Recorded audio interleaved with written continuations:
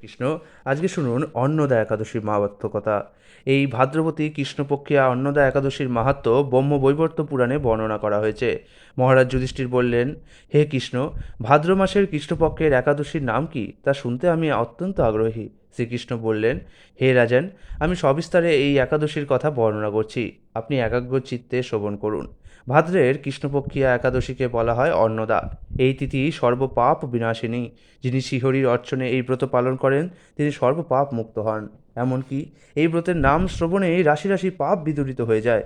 এই ব্রত প্রসঙ্গে একটি পৌরাণিক ইতিহাস রয়েছে। প্রাচীনকালে হরিশ্চন্দ্র নামে এক নিষ্ঠাপরায়ণ সত্যবাদী চক্রবর্তী রাজা ছিলেন। পূর্ব কর্মফল ও প্রতিজ্ঞার সত্যতা রক্ষায় তিনি রাজ্যভ্রষ্ট হন। অবস্থা এমন হলো যে তিনি নিজের স্ত্রী পুত্র অবশেষে নিজেকেও পর্যন্ত বিক্রি করতে বাধ্য হলেন। হে রাজেন্দ্র, এই পুণ্যবান রাজা চণ্ডালের দাসত্ব স্বীকার করেও সত্য রক্ষার্থে দৃঢ় নিষ্ঠা প্রদর্শন করেছিলেন। তিনি শ্মশানে মৃত ব্যক্তিরও বস্ত্র কররূপে গ্রহণ করতেন। এইভাবে তার বহু বছর কেটে গেল।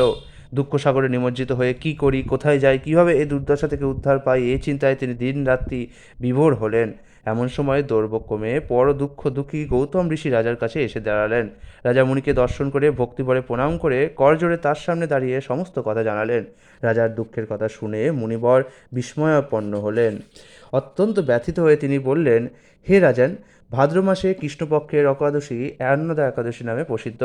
আপনি এই ব্রত পালন করুন। এই ব্রত প্রভাবে আপনার সমস্ত পাপ বিনাশ হবে। আপনার ভাগ্যবশত আগামী 7 দিন পরে এই তিথির আবির্ভাব। ওই দিন উপবাস থেকে রাত্রি জাগরণ করবেন। এইভাবে ব্রত উদযাপনে আপনার সমস্ত পাপ ক্ষয় হবে। হে রাজন, আপনার পুণ্য প্রভাবে আমি এখানে এসেছি জানবেন। এই কথা বলে গৌতম মুনি অন্তর্হিত হলেন। ঋষিবরের উপদেশ মতো তিনি শ্রদ্ধা সহকারে সেই ব্রত পালন করলেন। ফলে সমস্ত পাপ দূর হলো। হে মহারাজ, এই ব্রতের প্রভাব শ্রবণ করুন। যথাবিধি এই ব্রত পালনে বহু বছরের দুঃখভোগের অবসান হয়। ব্রতের প্রভাবে রাজা হরিশ্চন্দ্রের সকল দুঃখও সমাপ্ত হলো। পুনরায় তিনি স্ত্রী ফিরে পেলেন, তার মৃত পুত্রও জীবিত হলো। আকাশ থেকে দেবগণ দুন্দুভি বাদ্য ও পুষ্পবর্ষণ করতে লাগলেন। নিষ্কণ্টক রাজ্যসুখ ভোগ করে অবশেষে আত্মীয় স্বজন ও নগরবাসী সহ তিনি স্বর্গে গমন করলেন। যে মানুষ নিষ্ঠা সহকারে এই ব্রত পালন করেন তিনি শ্রীহরির চরণে ভক্তি লাভ করে অবশেষে দিব্যধামে গমন করেন।